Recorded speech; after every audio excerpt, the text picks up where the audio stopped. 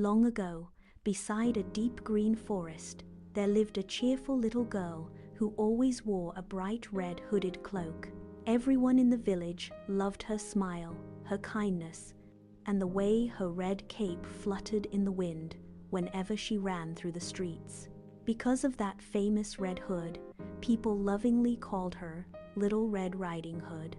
She lived with her mother in a small cottage filled with the smell of warm bread and flowers hanging near the windows. Every morning, birds chirped outside while sunlight painted golden patterns across the wooden floor.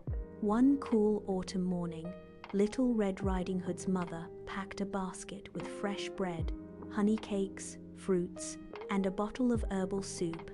"Your grandmother is sick," her mother said gently. "Please take this basket to her cottage beyond the forest. Stay on the path and do not talk to strangers." Little Red Riding Hood nodded happily. "I promise, Mother." With the basket swinging in her hand, she skipped toward the forest trail. The forest was beautiful that day. Tall trees stretched into the sky like giant guardians. Sunlight peeked through the leaves, and colorful butterflies danced around the path. Rabbits hopped through the bushes, while squirrels leaped between branches. Little Red Riding Hood hummed songs as she walked deeper into the woods. But hidden behind the trees, a pair of glowing eyes watched her carefully.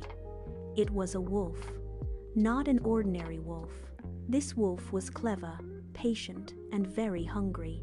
He stepped quietly onto the path with a fake, friendly smile.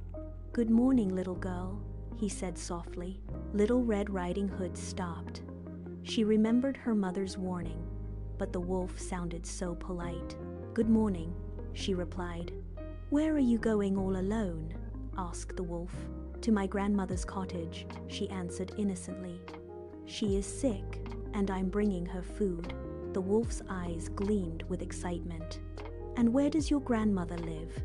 "She lives near the old oak tree at the far side of the forest."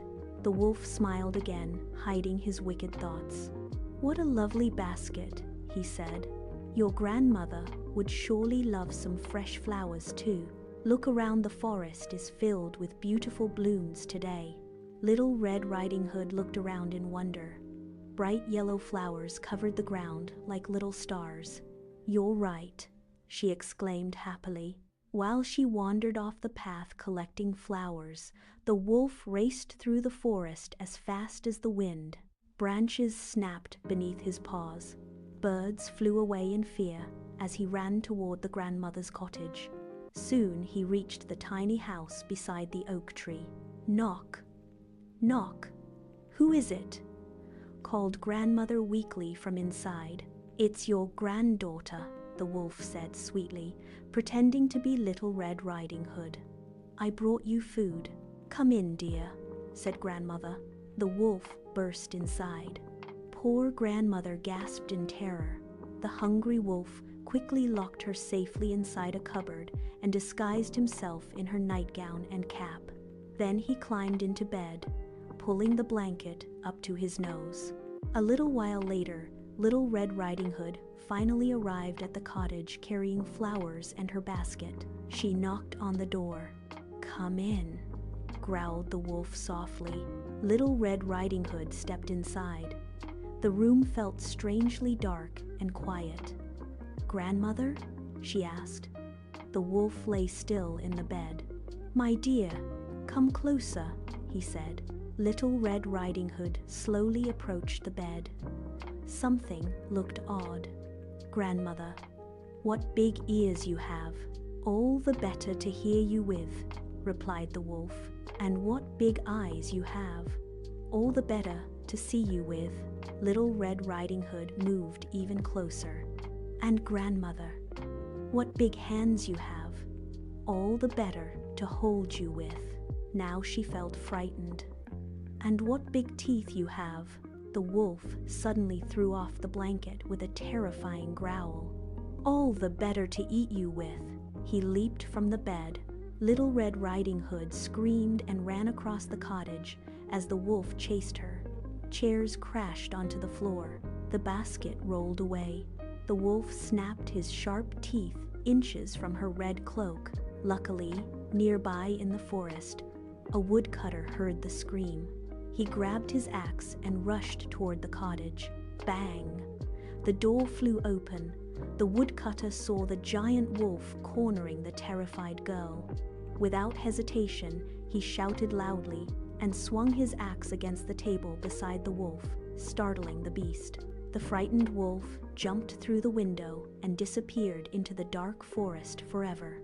Little Red Riding Hood burst into tears. The woodcutter helped grandmother out of the cupboard, safe but shaken. Soon the cottage filled with warmth again. Grandmother hugged Little Red Riding Hood tightly. "You must never trust strangers so easily," Grandmother said gently. Little Red Riding Hood nodded sadly. "I understand now." The woodcutter repaired the broken furniture, while Grandmother served soup and honey cakes for everyone. As evening fell, the forest became calm once more.